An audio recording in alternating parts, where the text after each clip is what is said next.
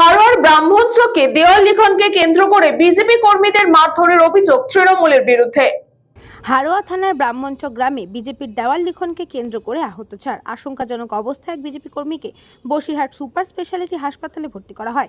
বিজেপির অভিযোগ, এদিন হারোয়া ব্রাহ্মণচক গ্রামে বিজেপি কর্মী সমর্থকরা বাঁচতে চাই বিজেপিকে চাই বলে দেওয়াল লিখছিল। সেই সময় অভিযোগ, তৃণমূলের কর্মী সমর্থকরা এসে বলে এখানে এসব দেওয়াল লেখা যাবে না বলেই বিজেপি কর্মীদের বেধড়ক মারধর শুরু করে। 4 বিজেপি কর্মী আহত হয়। এদের মধ্যে সুরঞ্জিত ঢালি নামে এক বিজেপি কর্মীকে প্রথমে হারোয়া গ্রামীণ হাসপাতালে নিয়ে গেলে তার অবস্থা আশঙ্কাজনক হওয়ায় সেখান থেকে তাকে বসিরহাট সুপার স্পেশালিটি হাসপাতালে ভর্তি করা হয়। তাদের বিরুদ্ধে ওঠা অভিযোগ অস্বীকার করে তৃণমূল কংগ্রেস।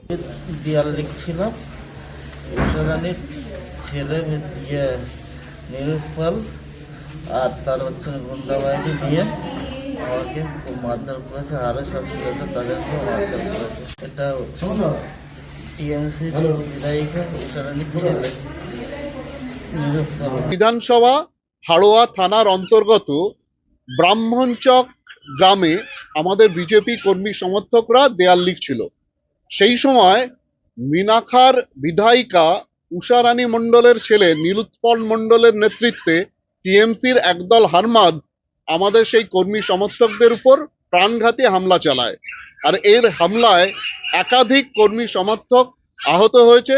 তার মধ্যে সুরঞ্জিত ঢালি আশঙ্কাজনক অবস্থায় বসিরহাট হসপিটালে ভর্তি। আমরা তার সঙ্গে আছি, এফআইআর হবে এবং প্রয়োজনে এর প্রতিবাদে মিনাখা থানা ঘেরাও করব আমরা। দেখুন, টিএমসি বুঝতে পারছে এবারই তাদের শেষ, সুতরাং তাদের যে এই মিনাখা থেকে প্রবল যে অর্থ তারা তুলে আত্মসাৎ করতো সেটা বন্ধ হয়ে যাবে। সেই জন্য তাদের একটা ক্ষোভ আছে। যখনই বিজেপি কর্মীদের সামনে পেয়েছে তাদের সেই ক্ষোভ আর হতাশার বহিঃপ্রকাশে তারা মারপিট করেছে। ব্রাহ্মণচকের যে ঘটনার কথাটা বলছেন, যতটুকু খবর নিয়ে জেনেছি যে ওখানে বিজেপির কোনো অস্তিত্ব নেই। বিজেপিরা নিজেরা এটা ঘটনা ঘটিয়ে তৃণমূলকে দোষারোপ করার চেষ্টা করছে, নিজেরা একটা প্রচারে আলো আসার জন্য এটা ষড়যন্ত্রমূলক একটা প্রচার তাদের। এর সঙ্গে তৃণমূল কোনো অংশে জড়িত নয়, এর জন্য তৃণমূলের কেউই দায়ী নয়। হারোয়া থেকে সুকান্ত দাসের report, news Banga time. St. Augustine's Day School, Barakpur. Success for every child.